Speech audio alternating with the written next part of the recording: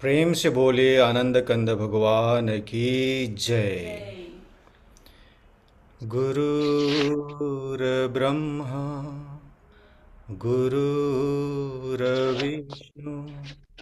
गुरुर्देव महेश्वर गुरुर्साक्षात् परं ब्रह्म तस्मै श्री गुरुवे नमः।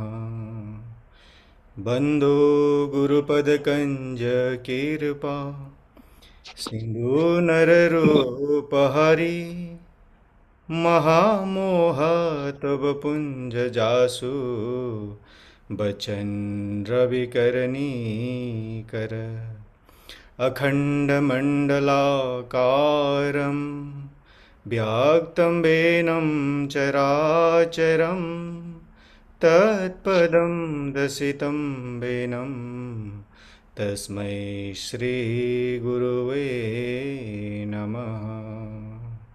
तस्मै श्रीगुरुवे नमः। प्रेम से बोलिए श्री सद्गुरुदेव महाराज की जय। जय। परम पूज्य श्री जी आराध्य माता जी की जय। जय। की जय। आदिशक्ति श्री जगजननी माता जी की जय। जय। की परम जय। संत श्री हंस जी महाराज जी की जी जय। की जय। सभी दिव्य परिवारों की जय। की सभी जय। पूजनीय संत महात्माओं की जय। की जय। मानव धर्म की जय। जय। आज के इस मंगलवार की वीकली सत्संग में उपस्थित सभी पूजनीय संत महात्मागण, प्रेमीगण,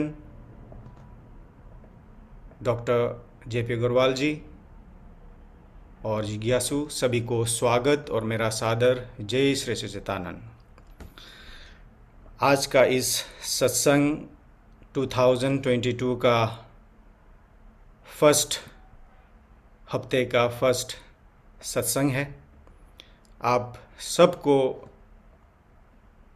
नव वर्ष की हार्दिक मंगलमय शुभकामना व्यक्त करना चाहते हैं।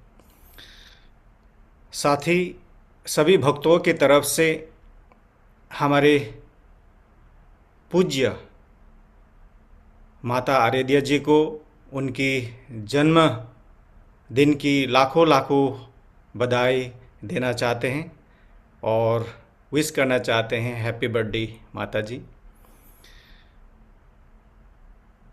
तो आज के कार्यक्रम को हम शुरू करते हैं एक सत्संग से, और सत्संग के लिए मैं आमंत्रित करता हूँ कोहिमा नागालैंड से हमारे गुरु भक्त जी काशीराज गेवाली जी को। बोलिए सदगुरुदेव महाराज की जय। आदि शक्ति श्री जगत जननी माता जी की जय। परम पूज्य आराध्य माता जी की जय। सभी दिव्य महान विभूतियों की जय। आवाज आ रहा है जी प्रेमी जी जी? जी जी। आ अच्छा, रहा ठीक है प्रेमी जी। बंदो गुरुपद कंज कृपा सिंधु नर रूप हरि महामोहतम पुंज जासु बचन रवि कर निकर वासुदेवं सुतं देवं कंसचारुण मर्दनम देवकी परमानंदम कृष्णं वंदे जगत कृष्णं वंदे जगत गुरुम। बोलिए सदगुरुदेव महाराज की जय। आदि शक्ति श्री जगत जननी माता जी की जय। परम पूज्य आराध्य माता जी की जय। परम पूजनीय इष्ट देव सदगुरुदेव महाराज, पूजनीय देश विदेश से जुड़े हुए संत महात्मागण और आदरणीय प्रेमी भक्त गण में मेरा जय श्री सच्चिदानंद हो। आज बड़े सौभाग्य की बात है, आज मंगलमय ये मंगलवार का जो इस 2022 का जो सत्संग, वीकली सत्संग, जो साप्ताहिक सत्संग जो दुबई से आज खुले हुए हैं, शायद पिछला हफ्ता थोड़ा टाइमिंग का, इस हफ्ता में टाइमिंग बदली होकर थोड़ा जल्दी रखे हुए जैसे लग रहे हैं। और आज बड़ी सौभाग्य के दिन है, आज परम पूज्या माता श्री आराध्या माता जी का जन्मदिन। और पिछला न्यू ईयर के दिन में जनवरी 1 2022 हमारे परम पूज्य श्रीयांश जी महाराज का जन्मदिन मनाया गया। कोहिमा में धूमधाम के साथ में मनाए गए थे। और आज माता आराध्या जी का जन्मदिन, तो आज भी जैसे हम लोगों ने सुविधा हुआ उसी तरीके से हम लोगों ने मनाए। और बड़ी भाग्य की बात तो ये है, आप लोगों ने हम मूक व्यक्ति को भी आप लोगों ने इस प्लेटफॉर्म में 2-4 शब्द का आग्रह किए हैं, जो निमंत्रण दिए उसको हम सहस्र स्वीकार करके आप लोगों के समक्ष उपस्थित हुए हैं। टूटी फूटी शब्दों में जो भी शब्द निकलते हैं उसको एक अनजान भक्त समझ करके क्षमा कीजिएगा। तो खासकर देखिए, हम लोग मानव हैं। मानव किस तरीके से हम लोग मानव योनि में चले आए, कितने योनियां भ्रमण करते करते हम लोगों ने इस मानव शरीर को श्री गुरु महाराज का कृपा से, भगवान का कृपा से हम लोग मानव शरीर को प्राप्त हुए हैं। इस मानव शरीर का सार्थकता वही है जब हमें इस मानव शरीर का भरपूर मात्रा में लाभ उठा सके। और इसका लाभ किस तरीके से हम लोग ले सकते हैं, जो कि भगवान का नाम जपना, भगवान की भक्ति करना। जो हम लोग अपने माँ के गर्भ में, गर्भस्थ शिशु अवस्था में हम लोगों ने भगवान से प्रार्थना किए थे और ये वचनबद्ध हुए थे कि हे प्रभु, हे भगवान, हमें इस गर्भ, इस काल कोठरी से हमें बाहर निकाल दीजिए। हम आपकी भक्ति करेंगे और आपका नाम जपेंगे, आपका दर्शन करेंगे, हमें इस कष्ट से उबारिए। हम लोगों ने विनती किए थे, वचनबद्ध हुए थे, भगवान को वचन दिए थे भक्ति करेंगे। मगर भगवान ने तो हमें सकुशल उस गर्भ से हमें बाहर में निकाल दिए। बाहर में निकलते ही हमारा विस्मृत हो गया वो ज्ञान जो गर्भ में हमें मिला हुआ था। वो ज्ञान पुनः जताने के लिए, फिर समझाने के लिए श्री गुरु महाराज जी जिस तरीके से त्रेता युग में भगवान राम आए थे और द्वापर युग में जो भगवान कृष्ण आए थे, अभी श्री गुरु महाराज ये कलयुग के अंदर मानवों के उद्धार करने के लिए, जीवों को उद्धार करने के लिए, भवसागर से पार उतारने के लिए श्री गुरु महाराज जी पदार्पण किए हुए हैं इस धराधाम पर। तो शास्त्रों के अंदर भी लिखा गया, दुर्लभो मानुषो देहो देही नाम क्षण भंगुरा तत्रापि दुर्लभम मन्ये वैकुंठ प्रिय दर्शनम। ये मनुष्य शरीर पाना बहुत दुर्लभ है। ये जब मनुष्य शरीर जो मिला हुआ है, इस मनुष्य शरीर जो मिला, इसका भरपूर मात्रा में हमें लाभ उठाना चाहिए। जब मनुष्य शरीर में आकर भगवान की भक्ति हमें नहीं मिला, भगवान की भक्ति नहीं की, भजन नाम का सुमिरन नहीं की, तो हम मनुष्य शरीर पाना व्यर्थ हो जाता है। इसीलिए हमें आज युग पुरुष श्री गुरु महाराज जी भी इसी धराधाम पर पदार्पण किए हुए हैं, अवतरित हुए हुए हैं, और हम भी मानव तन को प्राप्त करके मानव शरीर में हैं। तो इस समय हम यदि इस मानव शरीर का लाभ नहीं उठा पाए, तो ये मानव शरीर मिलने का ये अवसर हमारा व्यर्थ चला जाएगा। इसीलिए इस शरीर को व्यर्थ न जाने के लिए हमें भगवान की प्राप्ति करनी होगी। भगवान की प्राप्ति करना बिना संतों के सानिध्य गए हमें उस भगवान की प्राप्ति नहीं हो सकती, क्योंकि श्री गुरु महाराज की आज्ञा से, संत महात्माओं के माध्यम से उस तत्व को जाना जा सकता है। तो प्रेमी सज्जनों, आप लोग जितने भी जिज्ञासु वर्ग जुड़े होंगे, और प्रेमी सज्जनगण महानुभाव तो है ही, जुड़े हैं ही, तो ये जो जिज्ञासु वर्ग भी यदि जुड़े होंगे, तो आप लोग गौर से सुनिए, गौर से समझिए सत्संग का बात क्या है, सत्संग किसे कहते हैं। जो सत्य बात है, यहाँ माया का बात नहीं कहते, यहाँ सत्य का बात समझाया जाता है।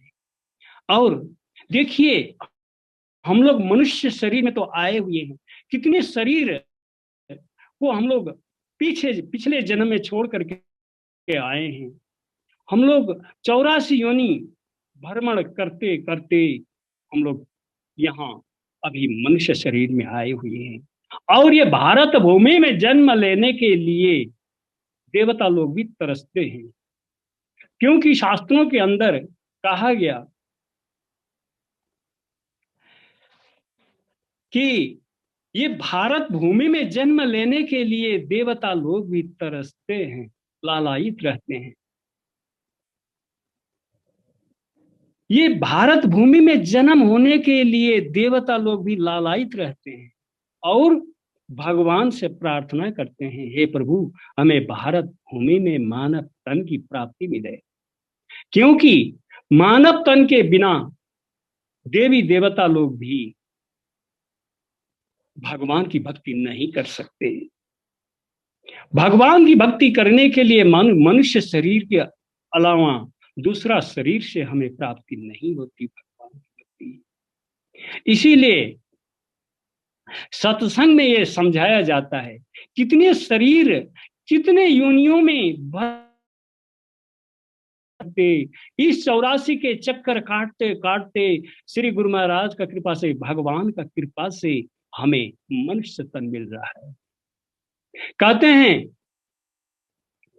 गायंती देवा किल गीत कानी धन्या सुते भारत भूमि भागे, स्वर्गा पवर्गास पदमार्ग भूते भावंती भूया पुरुषा सुरत्वात्। कि इस भारत भूमि में जन्म लेने के लिए, मनुष्य तन पाने के लिए देवता लोग भी तरसते हैं, भगवान से प्रार्थना करते हैं, हे प्रभु, हे भगवान, हमें मनुष्य तन की प्राप्ति मिले। यदि मनुष्य तन की प्राप्ति आप कृपा करके देंगे तो आपका भजन सुमिरन करके हम भवसागर से पार उतर सकते हैं। अन्यथा हम इस देवता योनि में ही हमारा समय व्यतीत होता जा रहा है, क्योंकि देवता लोग भी स्वर्ग में जो भोग भोगते हैं, अपना जो पुण्य क्षीण होने का बाद फिर इस मृत्युलोक में प्राप्त होते हैं। जिसने जैसा कर्म किए हो, उसी कर्म के माध्यम से, कर्म के हिसाब से ही उन लोगों को योनि मिल जाती है। इसीलिए उस देव योनि भी हमारा कोई उत्तम योनि नहीं है, क्योंकि वो सिर्फ भोग भोग सकते हैं। देव योनि में किसी ने देवता का करके कहीं अगरबत्ती जला दिए, कहीं धूप दे दिए, अग्नि में धूप चढ़ा दिए, कहीं फल प्रसाद चढ़ा दिए, वही सुगंध ही लेकर के उनको संतुष्टि हुई जाती है। कर्म नहीं कर सकते। मनुष्य शरीर क्या है? एक कर्म योनि है और भोग योनि है। ये मनुष्य शरीर से कर्म भी हम कर सकते हैं और भोग भी कर सकते हैं। इसीलिए कहा गया, नराकृति पार ब्रह्म रूपाय ज्ञान हारिणे कुल धर्म प्रकाशाय तस्मै श्री गुरुवे नमः। ये ज्ञान ऐसा है जो भगवान को प्राप्ति करने वाला, जो अजपा नाम की गायत्री है। ये ज्ञान ऐसा है जो कुल को, एक कुल को प्रकाशमय कर देते हैं। यदि एक कुल में एक भक्त का यदि पद अवतरित हो गया, भक्त यदि जन्म लेता है, उसने 21 कुल इस भवर सागर से पार उतारने का क्षमता रखता है, भक्ति में यदि आगे बढ़ पाता है तो इसीलिए ये 84 लाख योनियां हम लोग सुनते तो हैं, कौन कौन योनियां किस में हैं, ये सब योनियों को हम लोग भ्रम करते रहना पड़े। और कहते हैं, स्वथावरम विंशतिर्लक्षम जलजम नवलक्षकम कृमिश्च रुद्रलक्षम च 10 लक्षम च कुक्षिणा त्रिशलक्षम पोषुनाम च चतुर्लक्षम च बाल। ये 84 लाख योनि जो है, इसको भ्रम करते करते करते करते भगवान की कृपा हुई, हमें मनुष्य तन प्राप्त होता। इस समय में भी यदि हम मनुष्य तन में आकर भी हम इसका लाभ न उठा पाए तो हमें अफसोस है। क्योंकि फिर गुरु नानक देव जी कहते हैं, 184 ब्रह्म दिया मानुष जन्म पायो, कहे नानक नाम संभाला सो दिन नेड़े आयो। देखिए, गुरु नानक देव कहते हैं 84 लाख भ्रम करते करते मनुष्य शरीर में आए हैं, और यदि उस नाम को हमने नहीं जाना, उस भक्ति को हमने नहीं पाया, भक्ति नहीं कर पाए, तो फिर 84 लाख योनि दूर नहीं है, वो दिन आएगा। क्योंकि जाना सबको है, सबको पता है, जो आए हैं किस लिए आए हैं? जाने के लिए आए हैं। आए हैं सो जाएंगे, राजा रंक फकीर, एक सिंहासन चढ़ चला, एक बांधा जाए जंजीर। तो जब आए हैं इस पृथ्वी पर, इस मृतलोक पर जब आए हैं, तो एक दिन अवश्य जाना है।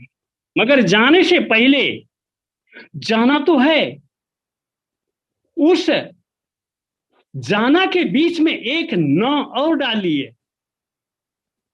एक और डालने पर क्या हो जाता है कि जानना है, पहले जानने का बाद तब जाना है। रहना तो यहां किसी को भी है नहीं, तो जाना तो है, मगर जान करके जाएंगे तो हमें सिंहासन की प्राप्ति के साथ में सिंहासन पे चढ़ करके जा सकते हैं। अन्यथा हम लोहे की जंजीर में बांध करके हमें जाना होगा। उस 84 के यातना के लिए हमारा यात्रा शुरू हो जाता है। इसीलिए हम मनुष्य तन में आए हुए हैं, इस मनुष्य तन का भरपूर मात्रा में लाभ उठाना चाहिए। देखिए, ये सत्संग जो है बहुत भाग्य से मिल रहा है हम लोगों को। और लोग तो कहते हैं ये कोरोना क्यों आया, 2 साल के बाद भी हमें श्री गुरु महाराज जी का दर्शन नहीं मिल रहा है, खड़ाऊ दर्शन नहीं मिल रहा है। अफसोस की बात है एक तरफ, दूसरे तरफ हर्ष की बात है। क्योंकि उस समय 2 साल पहले कहीं संत महात्मा कब आएंगे, यह हमें प्रतीक्षा करना पड़ता था। अभी प्रत्येक दिन प्रत्येक दिन रोज 1 2 3 4 वर्चुअल सत्संग के माध्यम से हमें डेली प्राप्त हो रहा है सत्संग।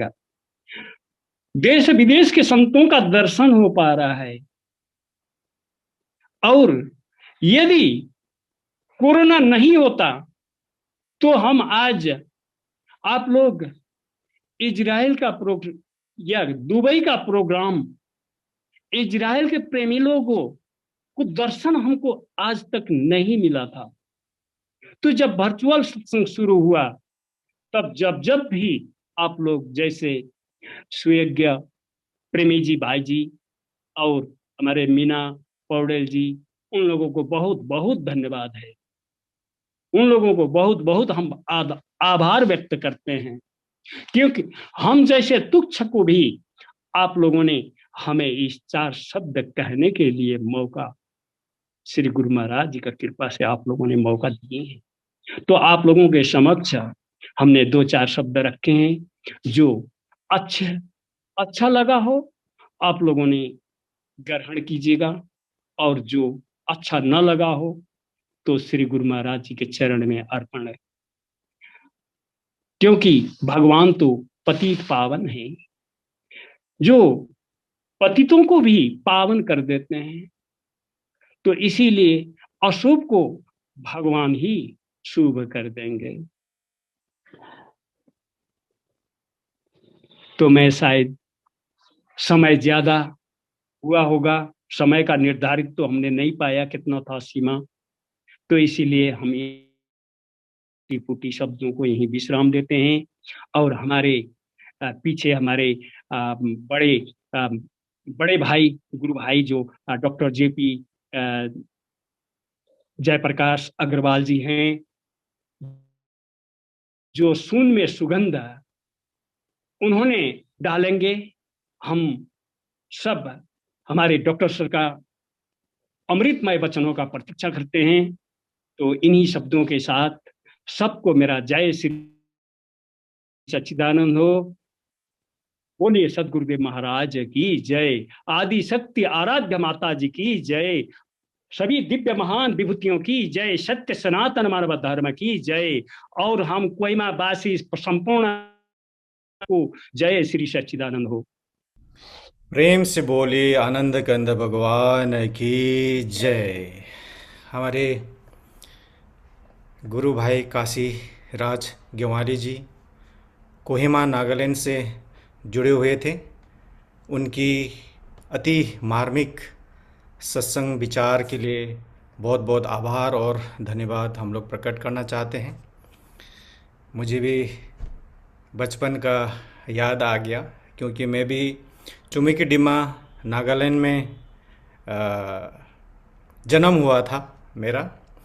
तो वहाँ पे कैसे करके प्रचार हुआ है इस मानव जी धर्म का, सेवा समिति का, तो हमें भी बहुत नज़दीक इस बचपन से ही देखने का एक अवसर मुझे मिला है।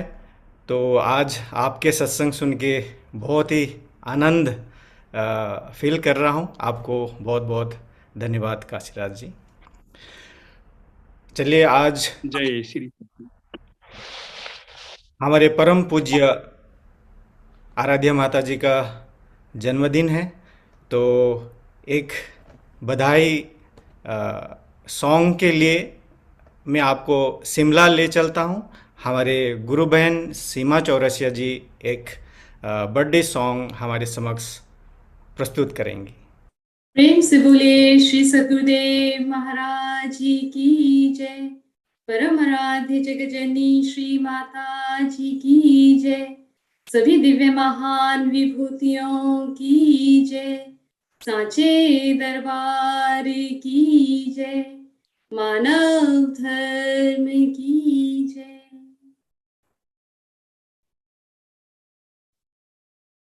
है जन्मदिन माता जी का, दिल बधाई दे रहा है। जन्मदिन माता जी का दिल बधाई दे रहा, दिल बधाई दे रहा मेरा, दिल बधाई दे रहा है। जन्मदिन माता जी का दिल बधाई दे रहा। सारे आश्रम सज रहे हैं जैसे दुल्हन हो सजी, सारे आश्रम सज रहे हैं जैसे दुल्हन हो सजी। घर घर में माता के नाम की खुशियों से ताली बजी, घर घर में माता के नाम की खुशियों से ताली बजी। बांट लो मिलकर यूं खुशियाँ, बांट लो मिलकर यूं खुशियाँ, दिल बधाई दे रहा है। जन्मदिन माता जी का दिल बधाई दे रहा है। जन्मदिन माता जी का दिल बधाई दे रहा। देने सारे भगत बधाई आए तेरे द्वार पे, देने सारे भगत बधाई आए तेरे द्वार पे। तन मन धन सब तुझ पे अर्पण तेरे एक दीदार पे। तन मन धन सब तुझ पे अर्पण तेरे एक दीदार पे। दर्शन दे दो माँ अब मेरी, दिल बधाई दे रहा। दर्शन दे दो माँ अब मेरी, दिल बधाई दे रहा है। जन्मदिन माता जी का दिल बधाई दे रहा है। जन्मदिन माता जी का दिल बधाई दे रहा। माँ मेरी से नजर मिले रे, मेरा दिल सुध खो रहा। माँ मेरी से नजर मिले रे, मेरा दिल सुध खो रहा। माया से अब मोह नहीं है, तेरा दीवाना हो रहा। माया से अब मोह नहीं है, तेरा दीवाना हो रहा। भक्तों पे कृपा बरसा दो, दिल बधाई दे रहा। भक्तों पे कृपा बरसा दो, दिल बधाई दे रहा है। जन्मदिन माता जी का दिल बधाई दे रहा है। जन्मदिन माता जी का दिल बधाई दे रहा। झूला झूलाए माता जी को, भगत झूलाए हर घड़ी। झूला झूलाए माता जी को, भगत झूलाए हर घड़ी। होती रहे वहाँ प्रेम वर्षा, जहाँ घुमा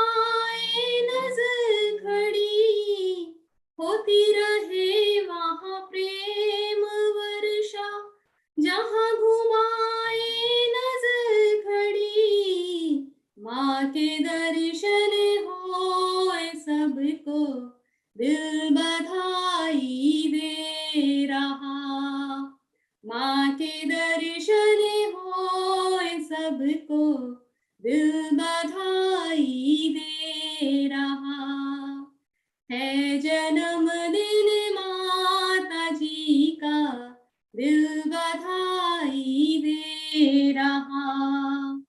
है जन्मदिन माता जी का, दिल बधाई दे रहा, दिल बधाई दे रहा, दिल बधाई दे रहा।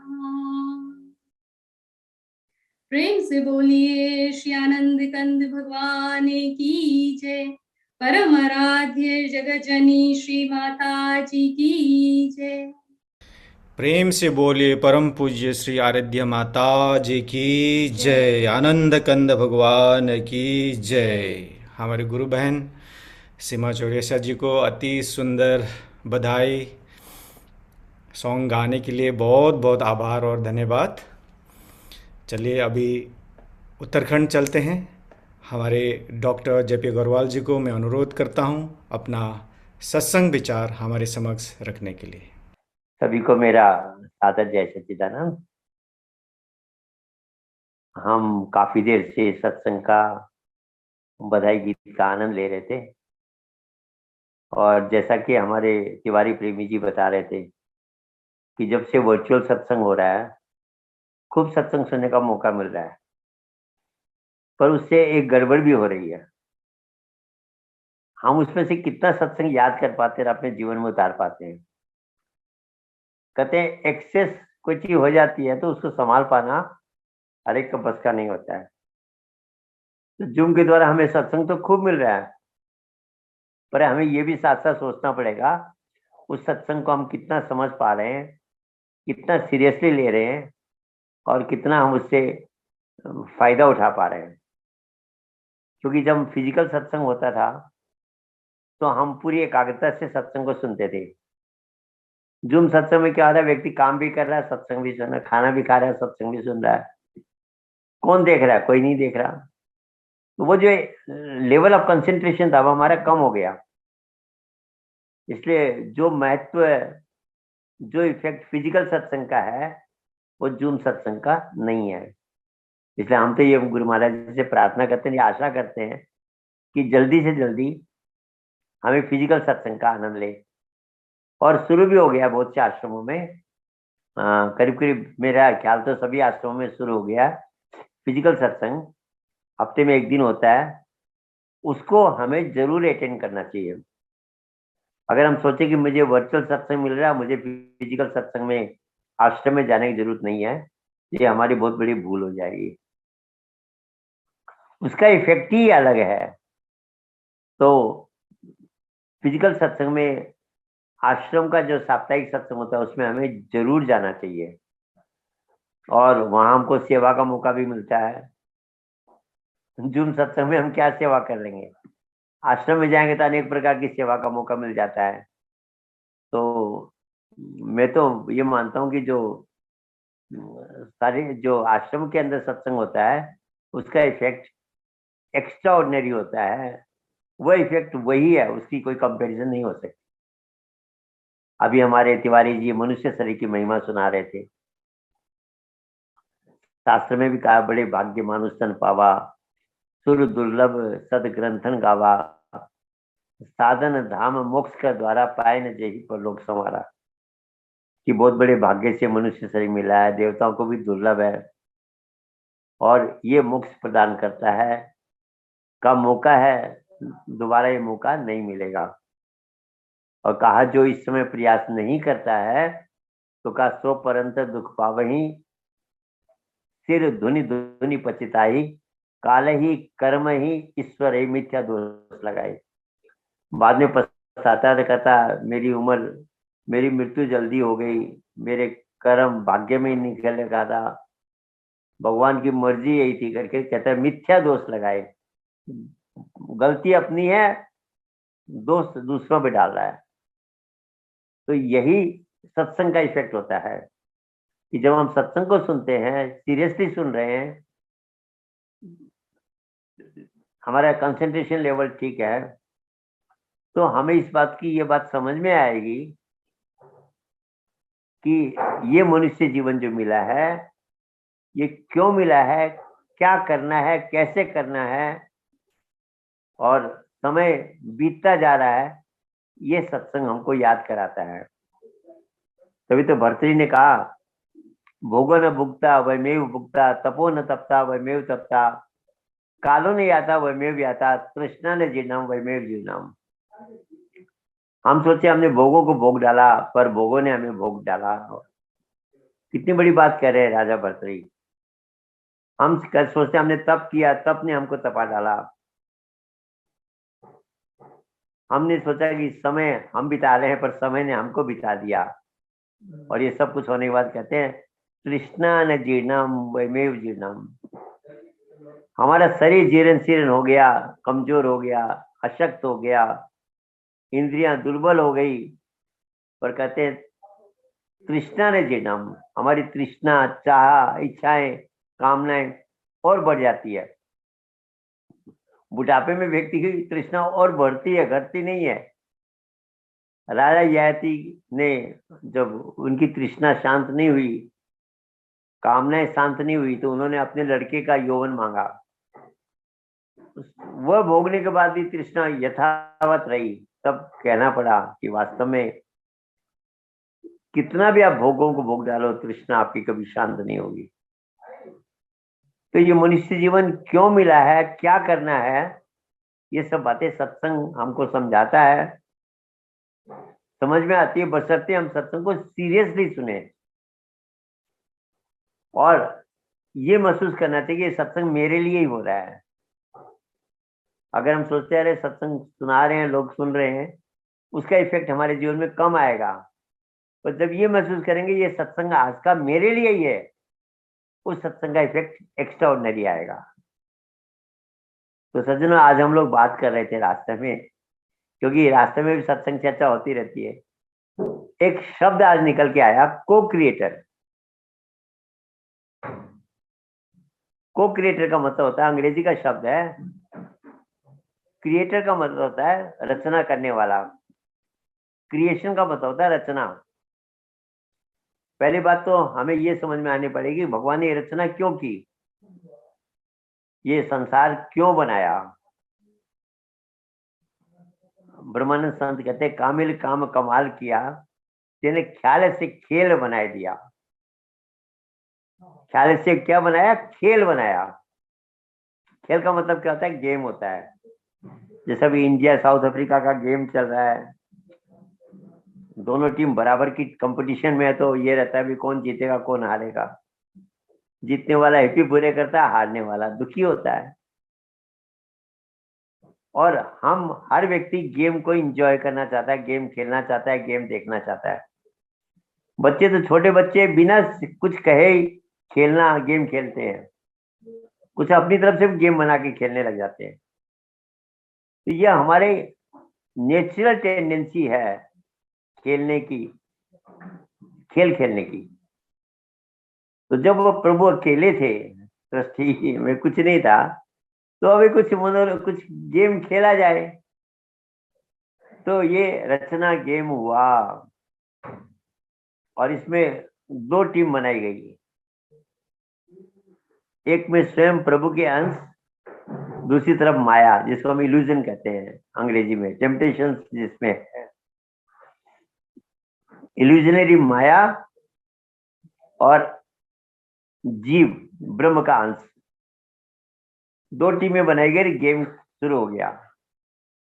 गेम के कुछ रूल्स बनाए गए जिसको हम लॉ ऑफ कर्मा कहते हैं। और गेम सबके लिए, गेम के रूल प्रभावी हैं। भगवान कृष्ण गीता में कहते हैं, अर्जुन जब मैं आता हूं, प्रकृति मेरे अधीन होते हुए भी मैं प्रकृति के नियम को, क्रिएशन के, सृष्टि के नियमों का पालन करता हूं। उनसे ऊपर होते हुए भी उनको ओबे करता हूं, क्योंकि मैं पालन नहीं करूंगा तो दूसरे लोग भी पालन नहीं करेंगे। गेम होता है, उसमें कोई भी टीम कैसी भी हो, कोच कैसा भी हो, रूल्स सबको फॉलो करने पड़ते हैं। तो इस गेम के भी कुछ रूल्स बनाए गए। जो जस करहि कर्म प्रधान विश्व रचि राखा, जो जस कर ही तो तत्फल चाका। To every action there is an equal and opposite reaction. जैसा करेंगे वैसा भरेंगे, जैसा बीज बोएंगे वैसी फसल काटेंगे।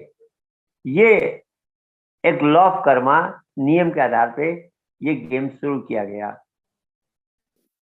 उद्देश्य क्या था कि एंजॉय करना। गेम हम इसलिए देखते हैं, रोने के लिए नहीं देखते, एंजॉयमेंट के लिए देखते हैं। तो ये गेम में था कि भाई एंजॉय करो, माया से युद्ध करो और माया को जीतो और एंजॉय करो गेम को। पर माया से युद्ध करना तो दूर रहा, हम आपस में युद्ध करने लग गए। आदमी आदमी को मार रहा है, लड़ रहा है, झगड़ रहा है, ऑपरेशन कर रहा है, अत्याचार कर रहा है, व्यभिचार कर रहा है, भ्रष्टाचार कर रहा है, तंग कर रहा है, शोषण कर रहा है। इसके लिए भगवान ने संसार नहीं बनाया था।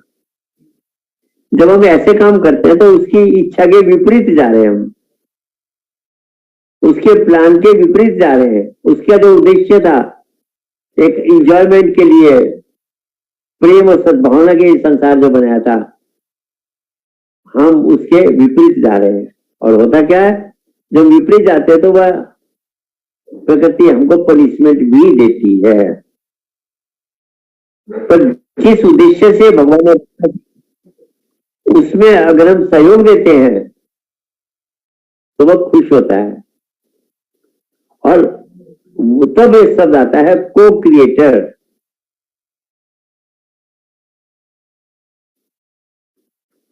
तब ये शब्द आता है को क्रिएटर, कि उसकी रचना में, उसके प्लान में हम सहयोग दे रहे हैं। हम उसके रचना में एक हिस्सा, हम भी सेवा का ले रहे हैं। अगर हम प्रेम फैला रहे हैं, शांति फैला रहे हैं, समाज में लोगों का भला कर रहे हैं, लोगों को अच्छे मार्ग में ले जाने का प्रयास कर रहे हैं, अपने जीवन को एक आदर्श बनाने का प्रयास कर रहे हैं, जिससे कि और भी लोग प्रेरणा ले, तो क्या हो गए, हम उसके क्रिएशन में, उसके प्लान में मददगार हो गए, तो को क्रिएटर हो गए। और जब ये क्रिएशन में प्रॉब्लम आती है तो वह, जब प्रभु वो शक्ति स्वयं अवतार लेती है, वह भी को क्रिएटर का ही काम करती है। बिगड़ी हुई सृष्टि को सुधारने का काम करती है। रचना का उद्देश्य क्या था? रचना का उद्देश्य क्या था? जो रचना की गई, भगवान ने भी शुरू में मनुष्य नहीं बनाया। अगर आप एवोल्यूशन थ्योरी को पढ़ेंगे और हमारे शास्त्रों में भी जो अवतारों की श्रृंखला है, वो प्रमाणित करते कि भगवान ने भी पहले मछली का अवतार बनाया, वराह का अवतार हुआ, ऐसे करते करते लास्ट में ये ह्यूमन क्रिएशन हुआ है। और ये बेस्ट क्रिएशन है। यही एक क्रिएशन है जिसमें हम को होस्ट का, को क्रिएटर वाला रोल अदा कर सकते हैं, बाकी योनियों में नहीं कर सकते। इसलिए कहा बाकी योनियां भोग योनि है, मनुष्य योनि कर्म योनि है। कर्म योनि का मतलब है हम कुछ एक्स्ट्रा कर सकते हैं, कुछ हम स्पेशल कर सकते हैं, कुछ जो वह चाह रहा है उसके अनुसार हम अपने जीवन को लगा सकते हैं। तो ये भी विकास का कार्य था। हमेशा जो ईश्वर है, उसकी जो सृष्टि है, उसमें विकास का एक क्रम है। वो चाहता है ये सृष्टि और सुंदर बने, मेरे जो अंश है उनको और सहूलियत हो, उनका जीवन और सरल बने। अब आप देखिए ये जो विज्ञान के आविष्कार हो रहे हैं, ये भी एक तरह से को क्रिएटर का काम है। आज व्यक्ति को जाने में कितने घंटे लग जाते थे, कितने दिन लग जाते थे, वो कुछ ही घंटों में, कुछ ही समय में वहां पहुंच जाता है। हवाई जहाज हो गया तो लोग रॉकेट के द्वारा अंतरिक्ष में भी घर बसाने की बातें कर रहे हैं। तो सृष्टि का विकास का क्रम चल रहा है। ये हो गया भौतिक विकास। ऐसे मानसिक विकास के में जो काम करते हैं वो भी को क्रिएटर है। तो उसका जो प्लान है, उससे जिस उद्देश्य से संसार बनाया है, उसमें अगर हम मददगार हैं तो हम को क्रिएटर हो गए। और वास्तव में मनुष्य जीवन मिला ही है को क्रिएशन के लिए। उसके काम में हाथ बटाना, उसके प्लान में सहयोग देना, उसके प्लान में अपना भी अंशदान करना ही वास्तव में ये मनुष्य जीवन का लक्ष्य होना चाहिए। और जब इस लक्ष्य से हम आगे बढ़ते हैं, आप जीवन में अनुभव करेंगे कि वो आपको सारे सुख देने के लिए तैयार बैठा है। फिजिकली, मेंटली, हर तरह से वो आपको अच्छा करेगा, क्योंकि वो चाहता कि जितने भी मनुष्य हैं वो सब को क्रिएटर का काम करें। एक पिता के पुत्र अगर 4 हैं, पिता के काम में जो हाथ बटाते हैं, पिता उनसे खुश होता है। और जो पिता की इच्छा और आज्ञा के विरुद्ध चलते हैं, पिता उनसे खुश नहीं होता है। तो वो जो क्रिएटर है, वो जो प्रभु है, वो भी चाह रहा है कि हम उसकी रचना में को अच्छा बनाने में मददगार बने, प्रेम फैलाएं, सद्भावना फैलाएं। लोग जो मन के गुलाम बन चुके हैं, माया से हार चुके हैं, उनको फिर से प्रेरित करके जीतने की तरफ, क्योंकि कोच जो होता है वह चाहता है कि मेरी टीम जीते, पिता भी चाहता है मेरे पुत्र विजयी हो। तो जब प्रभु हमारा पिता है, हम उसके अंश, तो वह चाहता है हम सब माया पर विजय प्राप्त करें, हमारी टीम हमेशा विनर हो। पर हम हार गए, बहुत से लोग हारे हुए हैं, माया से इतने हार चुके हैं कि कोई सुसाइड करने की सोच रहा है, कोई दिन रात रोता रहता है, कोई डिप्रेशन में चला गया है। वो कौन लोग हैं? जिनका मन माया के वशीभूत होकर हार गया। अब उन हारे हुए को अगर हम प्रेरणा देके जिता दें, एक बच्चा फेल हो रहा है, आप उसको अच्छी कोचिंग या टीचिंग देके उसको क्लास में फर्स्ट करा दे, तो ये बच्चे के लिए अच्छा काम हो गया ना। ऐसे जो संसार में लोग हारे हुए हैं, उनको फिर से माया के ऊपर विजय प्राप्त दिलाने का काम महापुरुष अगर करते हैं, उसी काम में भक्त लोग भी सहयोग करते हैं, और जो सहयोग देता है उनको भक्त कहा गया। उनको को क्रिएटर की पदवी भी दी जा सकती है। तो जीवन में सबसे जो बड़ा काम है हमारा, वो को क्रिएटर का रोल अदा करना है। और उसके लिए क्या करना पड़ेगा? अपने जीवन को आदर्शमय बनाना पड़ेगा, क्योंकि लोग कई बातों से कम इफेक्ट होता है, करके कहने से इफेक्ट ज्यादा होता है। आपने गांधी जी की कथा सुन रखी होगी कि गांधी जी साबरमती आश्रम रहते थे। एक बुढ़िया माँ अपने पोते को लेकर गई साबरमती आश्रम, अहमदाबाद से करीब 10-15 किलोमीटर पे। जब महाराज जी पदयात्रा कर रहे थे तो उस दिन काफी लंबा सफर हो गया था हम लोग का, 15 किलोमीटर करीब लगातार चलना पड़ता है। तो बेचारी बूढ़ी माँ अपने पोते को लेकर गई और गांधी जी के पास आकर कहा, बापू ये मेरा पोता जो है, ये बच्चा जो है बहुत ज्यादा गुड़ खाता है, मीठा बहुत खाता है, और मैंने कितना समझा लिया मानता नहीं है। आप जरा इसको समझाइए, ज्यादा मीठा खाएगा तो यही शरीर इसका रोगी हो जाएगा। बापू ने कहा, महात्मा गांधी ने कहा कि इसको अगले हफ्ता लेके आना, तब मैं इसको समझाऊंगा, आज मैं नहीं समझा सकते। बुढ़िया ने सोचा कि आज बिजी होगा, उनका कोई शेड्यूल, किसी मीटिंग होगी, कुछ होगी, आज वो टाइम नहीं दे पा रहे। तो बोले ठीक है, मैं अगले सप्ताह फिर आऊंगी, या कुछ उन्होंने कुछ स्पेशल कुछ करना होगा, क्या है पता नहीं।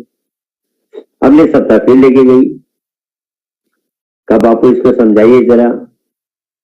महात्मा गांधी ने बच्चे को बिठाया, कहा भाई बेटा ज्यादा मीठा खाओगे तुम्हारे दांत जल्दी गिर जाएंगे, लीवर गड़बड़ा जाएगी, डाइजेशन खराब हो जाएगा, कफ की बीमारी हो जाएगी, अनेक तुमको रोग हो जाएंगे। इसलिए मीठा कंट्रोल करो, मीठा मत खाया करो, इतना गुड़ इतना मीठा खाना अच्छा नहीं है।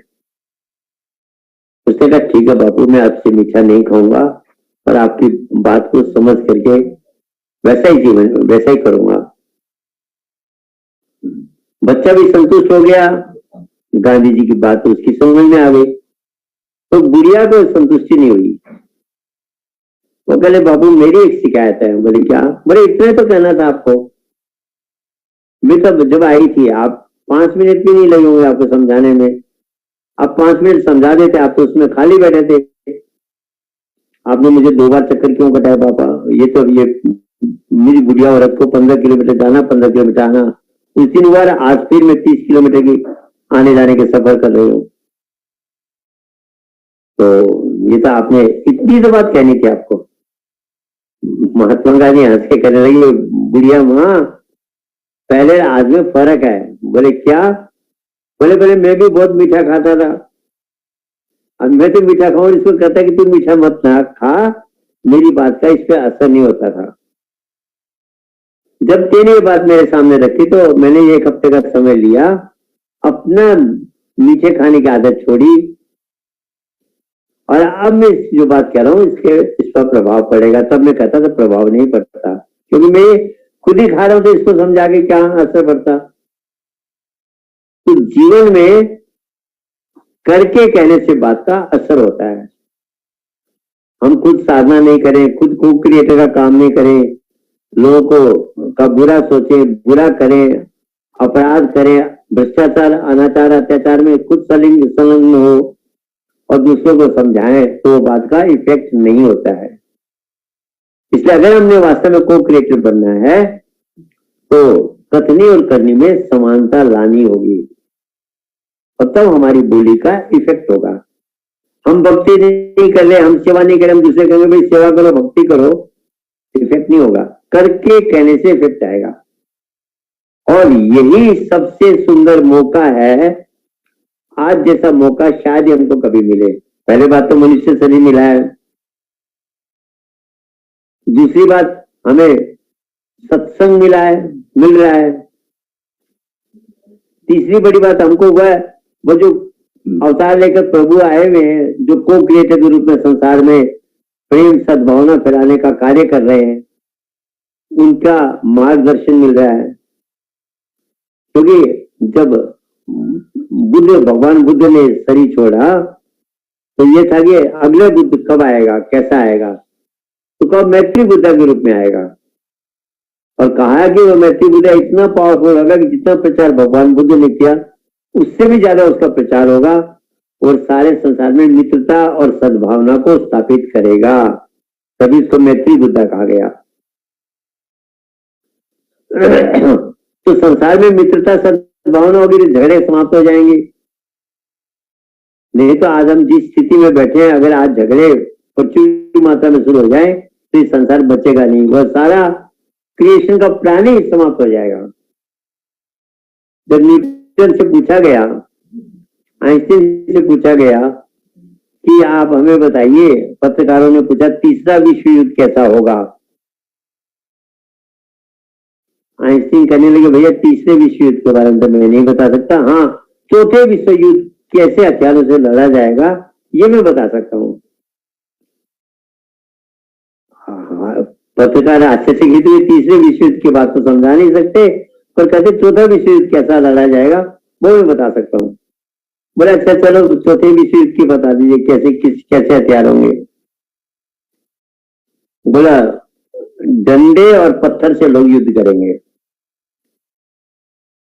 लाठी और क्या कहते हैं पत्थरों से लोग आपस में युद्ध करेंगे। बोले मतलब? बोले और कुछ बचेगा ही नहीं। अगर तीसरा विश्व युद्ध हो गया तो तुम्हारी सारी संस्कृति, सारी सभ्यता, सारा विकास सब चौपट हो जाएगा, जीरो हो जाएगा। एटम बम, हाइड्रोजन बम ऐसे हथियार बने हुए, अगर सारे हथियारों का इस्तेमाल हो जाते ये पृथ्वी एक बार नहीं 100 बार नष्ट हो जाएगी, बचेगा नहीं कुछ। ना तुम्हारी फैक्ट्रियां रहेगी ना कुछ रहेगा, सारा विकास जीरो हो जाएगा। इसे तीसरे विश्व युद्ध की कल्पना भी मत करो। हम ऐसे खतरनाक सिचुएशन में बैठे हुए हैं आज। विज्ञान ने प्रगति करके हमको पॉजिटिव भी बहुत कुछ दिया, नेगेटिव भी उतने खतरनाक दिया है। तो ऐसी स्थिति में संसार को बचाने के लिए वो महापुरुष आता है, वो क्रिएटर खुद अवतार लेकर आता है, को क्रिएटर के रूप में। और आज श्री महाराज जी उस काम को कर रहे हैं। कितने लोग इस ज्ञान को प्राप्त करके उनका जीवन बदल गया, और जिनका नहीं बदला, जो सत्संग भी सुनते तो कहते अरे मैं दुखी और अशांत इसलिए था कि मुझे रास्ता नहीं मिला था, अब मुझे रास्ता दिखाई दे रहा है। तो सज्जनों, सार यही है, मनुष्य जीवन मिला है, कहा ना न खाना पीना जीने नू, जीना खाने पीने नू, लख लानत उस कमीने नू जो खाना पीना मर जाना। कि जीवन केवल खाने पीने के लिए नहीं मिला है। अभी हम क्या करते हैं, रात बिताई सोएकर, दिवस गंवायो खाए, हीरा जन्म अनमोल था, कोड़ी बदले जाए। क्या कर रहे हैं? उसके अलावा जो काम करते हैं, थोड़ा बहुत पैसा कमाते हैं, वो भी साथ नहीं जाने का। परिवार की सेवा करते हैं, वो परिवार भी यही छूट जाएगा। तो जो मेन काम था हमारा, जिस काम के लिए मनुष्य से धारण किया था, वो था ये विकास का जो क्रम है, एवोल्यूशन का जो कार्य है, इसमें हम सहयोगी बने और उसका जो प्लान कि संसार में हम सब आनंद में रहे, आप भी एक दूसरे से प्रेम और सद्भावना में संसार हो, कोई किसी का बुरा ना सोचे, सबका भला सोचे, वह संसार की कल्पना लेके उससे संसार बनाया था। उस प्लानिंग में हम सहयोग करें एज ए को क्रिएटर, हम भी जीवन का आनंद ले पाएंगे, हमारा जीवन भी एक सफल जीवन माना जाएगा, और संसार में हम एज ए को क्रिएटर उस प्रभु के काम में सहयोगी बनेंगे। और वो यही चाहता है कि जितने भी मनुष्य शरीर में प्राणी है, सब मेरे को क्रिएटर वाला काम करे। तो समय भी हो रहा है, सत्संग को सुनना भी है, समझना भी है, और जीवन में उतारना भी है। कवि का सुने ही समझई जन मुदित मन, मज्जे ही अति अनुराग, लहे ही चार फल अछत तनु, साधु समाज प्रिया। सुनना है, समझना है, उसे मनन करना है, और उसको अगर हम जीवन में उतारते हैं तो कहते चारों फल की प्राप्त होगी। धार्मिक भी बनेंगे, अर्थ फाइनेंशियल भी ठीक रहेंगे, कामनाएं की भी पूर्ति होगी, और मोक्ष भी मिलेगा। सब कुछ प्राप्ति होगी अगर हम एज ए को क्रिएटर अपने जीवन को लगा पाए। तो समय हो गया है। आज सबको हैप्पी न्यू ईयर, और माता राधा जी के जन्मदिन की लाख लाख बधाइयां, और हमारे आकाश जी को भी बहुत बहुत धन्यवाद। एक काम को शुरू कर तो कोई भी कर लेगा, और उसमें कंटिन्यूटी हर एक आदमी मेंटेन नहीं कर सकता। अध्यात्म में भी यही है, शुरू में व्यक्ति बहुत एकदम लगन से भक्ति लगता है, जब उसको नया नया उपदेश होता है, तो बाद में धीरे धीरे ठंडा पड़ता चला जाता है। कुछ ही लोग होते हैं जो कंटिन्यूटी मेंटेन करते हैं। उनके लिए कहा गया, जैसी भक्ति शुरू में अंत निभावे तोर, अपनी तो क्या कहे जीव तारे लाख करोड़। उससे प्रेरणा लेके लाखों लोगों का जीवन बदलता है। अगर कोई अपने जीवन को जैसी कंटिन्यूटी शुरू में भक्ति की थी, अंत तक मेंटेन कर लेता है। तो कंटिन्यूटी मेंटेन करना बहुत डिफिकल्ट काम है। हमारे आकाश जी इस सत्संग की कंटिन्यूटी मेंटेन कर रहे हैं, इसलिए उनको भी मेरी तरफ से बधाई और धन्यवाद। और सबको मेरा जय सच्चिदानंद, बोलिए आनंद कंद भगवान की जय।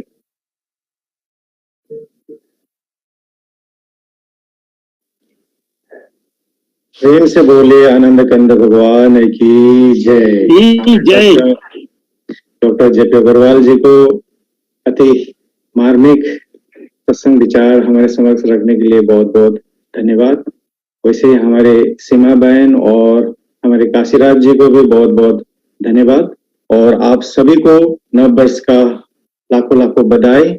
और हमारे परम पूज्य श्री आराध्या माता जी को जन्मदिन का सभी भक्तों की तरफ से लाखों लाखों बधाई। आप सबको एक छोटा सा सूचना देना चाहते हैं, हमारे जो फ्राइडे का वीकली सत्संग होता है उसका भी सत्संग टाइमिंग चेंज हुआ है। हमारा फ्राइडे ही होगा, डे सेम है लेकिन समय चेंज हुआ है। फ्राइडे का रात को 9:30 to 10:30 PM इंडिया टाइम में हम लोग ने शिफ्ट किया है, क्योंकि दुबई गवर्नमेंट की अनाउंसमेंट हिसाब से यहाँ पे फ्राइडे हमारा वर्किंग डे होगा, इसीलिए डे में हमारा सत्संग नहीं होगा, तो रात को सत्संग होगा। तो आप सब नोट कर लीजिएगा, फ्राइडे का वीकली सत्संग हमारा इंडिया टाइम रात 9:30 PM to 10:30 PM होगा। तो आप लोग टाइम में कंफ्यूजन ना हो, डे में कोई सत्संग नहीं होगा हमारा दुबई से, वो रात में शिफ्ट हो रहा है। तो हमारे ट्यूसडे और फ्राइडे का सत्संग वो नाइट में ही होगा ये जनवरी से। तो आप सभी को आज के कार्यक्रम में भाग लेने के लिए बहुत बहुत धन्यवाद। तो आज के कार्यक्रम यहीं पर समाप्त करते हैं एक छोटी सी वंदना से। प्रेम से बोलिए आनंद कंद भगवान की जय। त्वमेव माता त्वमेव बन्धुः सखा त्वमेव विद्या द्रविणं त्वमेव सर्वं मम देव देव त्वमेव सर्वं मम देव देव त्वमेव सर्वं मम देव भक्तिदान महे दीजिए गुरुदेवन की जय। नहीं कुछ चाहिए निस दिन चरणों से बार बार मांगूं हर्ष देव श्रीरंग सरोजन पावनी भक्ति सदा सत्संग। प्रेम से बोलिए श्री सतगुरुदेव महाराज की जय। आदि शक्ति जगदम्बिका माता जी की जय। परम संत माता जी की जय। सभी दिव्य परिवार की जय। सभी पूजनीय संत महात्माओं की जय। मानव धर्म की जय। पूजनीय माता आराध्या जी की जय।